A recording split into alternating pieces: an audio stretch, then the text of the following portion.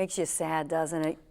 You are watching The Dawn Show. We are live and we are local. And if you have a question for my guest today, Master Ron Zohar, the number to call today, he's the founder of Personal Power Martial Arts, by the way, and the author of a brand new book coming out called Nobody Picks on Me. The number live, 866-472-8868. Did you know that every 7 to 8 minutes in America, a child is bullied? You may not realize it, but there could be a child in your life who's being bullied right now, and this causes lifelong scars. So you don't want to go here. Master Ron Zohar, what are some of the techniques that you're teaching kids in your classes so that they're not bullied? Right. Well, it starts with mindset. You want to bully-proof the kids by letting them know that when the bullying is verbal or emotional type bullying, that they don't have to take it personally. And it's easier said than done, but it's really kind of getting them to think about, if somebody is calling me names,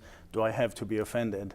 I'll tell you a quick story. I had this is an older child. Of course, you have to be age appropriate with the techniques that you choose, but I had a young girl, about 12 years old, and she came to me almost in tears, one of my students. She said, this other girl on the school bus was being so mean, and she's calling me stupid and ugly, and you could tell she really took it personally. And I looked at her and I said, oh, really? She said, you're stupid. And I pointed to her, and she said, yes, can you believe it? I said, well, no, that's horrible.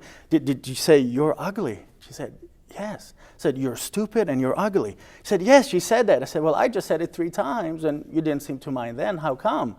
And she looked and she goes, well, you didn't mean it. I said, well, what do you care if I meant it or not? What do you care if this other girl meant it or not? And you could see the light bulb going over her head, kind of like, you know what, it is just words. We hear all the time, sticks and stones can break my bones, or can't. And, I think lately there's been a lot of noise over, well, words can really be hurtful. They can, but only if you let them hurt you. Exactly.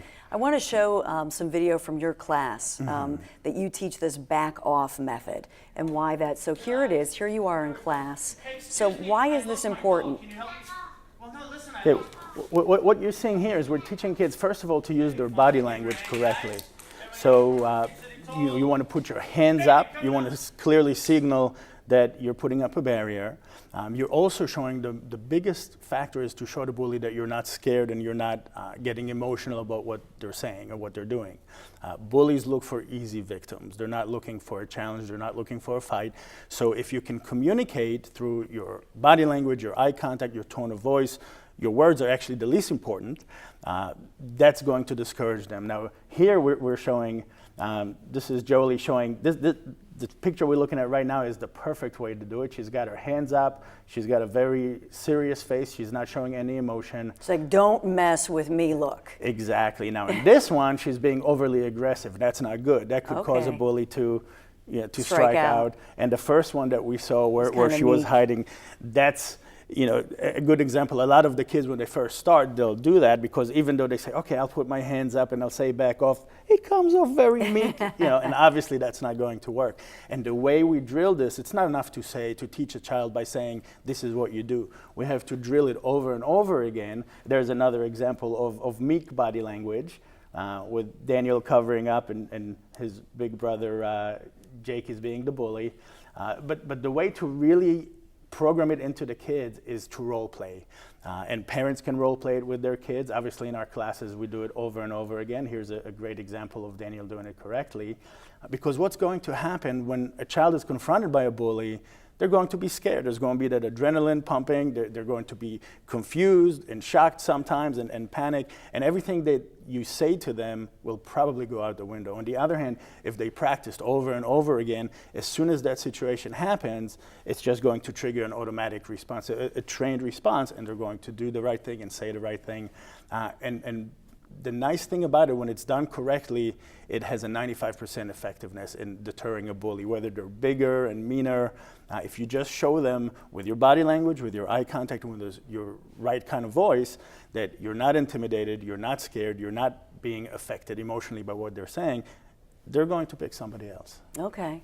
And I think part of this is too life skills. In other words, the guy who grows up to, we see in the news, again, people who are more likely to commit violence, or the boss who's just an unbearable jerk.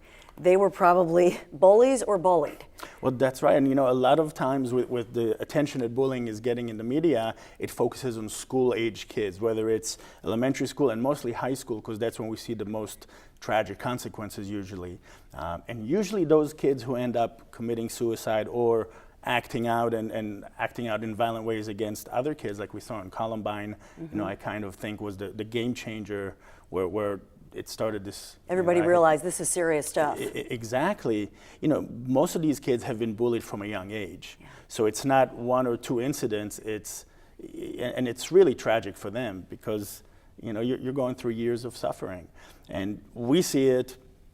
I have kids that come to me being bullied, even at 4 and 5 year olds. Now it's a very subtle form, but if they're playing at their preschool and a child walks over and grabs the toy from them and walks away, that's something that you want your child to know how to deal with even at that age. Yeah, you don't want your kid to be the bully or the victim because that can carry through life. More with Master Ron Zohar and his techniques and your calls when we come right back.